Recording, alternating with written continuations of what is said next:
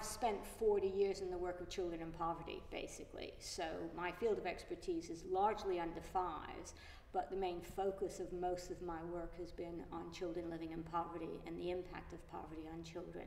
I was the first director of Sure Start, but before running Sure Start, before becoming a civil servant, I was the chief executive of a medium-sized children's charity, and I started my career in Britain working in a social services day nursery. So I've had very, very frontline experience with under fives, and in those days mainly mothers, but these days we want to work with mothers as well as fathers. There are lots of things that affect very young families. For me, a major issue is poverty itself. Many, many poor parents are also very good parents, but it's much harder to be a good parent if you're poor. It's much harder to do those things that we know are really good for children if you're worrying about paying the bills, if you're worrying about your housing, if your washing machine breaks down and you can't afford to have it fixed. These are the things that have a different impact on families with very limited resources. A better start can make a big difference for these families by helping them to understand what's really important for children, by providing practical support as well as good parenting programs. I've always said that if you have the parenting class in a place where there's a free laundrette, I'm there. So if you can help people solve their practical problems along with doing those behaviors that we know are very good for children, particularly on diet and nutrition, poverty has a huge impact and we can help.